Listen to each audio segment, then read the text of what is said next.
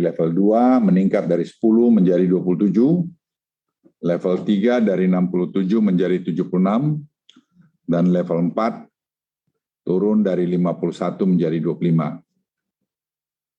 Selain itu, untuk wilayah Jawa Bali terdapat penambahan wilayah aglomerasi yang masuk ke level 3, yakni Malang Raya dan Solo Raya.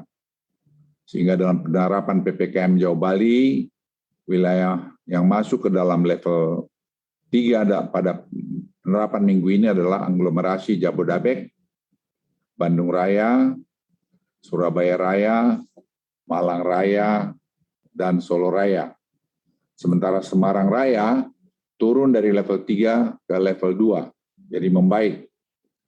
Terdapat 2 wilayah aglomerasi saat ini masih pada level 4, yaitu daerah istimewa Yogyakarta dan Bali. Dan dua-dua ini pada borderline, saya kira akan masuk dalam level 3 bukan minggu depan, dalam beberapa hari ke depan.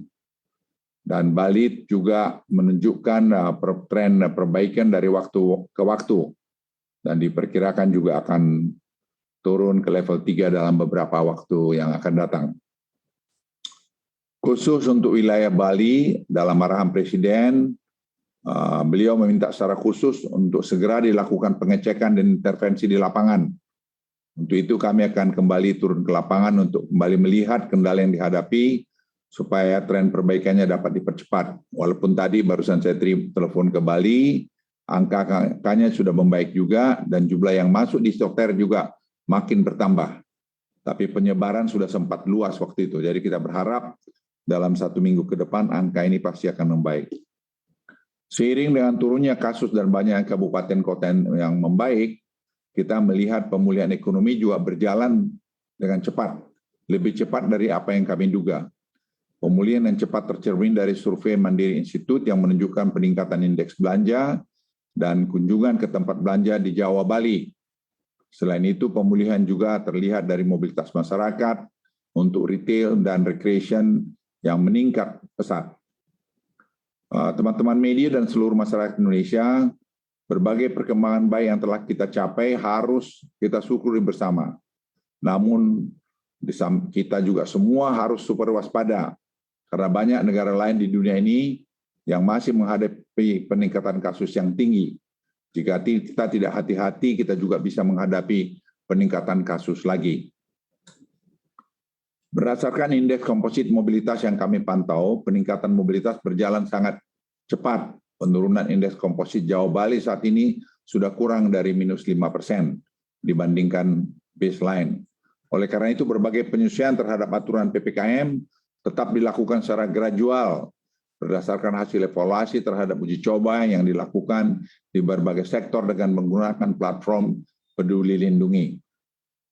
Per 29 Agustus kemarin, total masyarakat yang melakukan screening dengan penggunaan Peduli Lindungi di beberapa sektor publik seperti perbelanjaan, industri, olahraga, dan lainnya telah mencapai 13,6 juta orang. Dan dari total 13,6 juta tersebut, terdapat 462.000 orang masuk kategori merah, tidak perkenakan masuk melakukan aktivitas oleh sistem.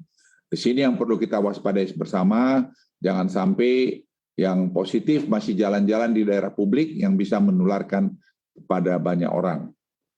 Pada minggu ini kita akan melakukan perubahan kategori warna pada Peduli Lindungi. Akan ditambahkan kategori warna hitam bagi orang yang teridentifikasi positif COVID atau kontak erat, sehingga kita bisa lebih cepat dalam melakukan pencegahan terhadap penyebaran kasus.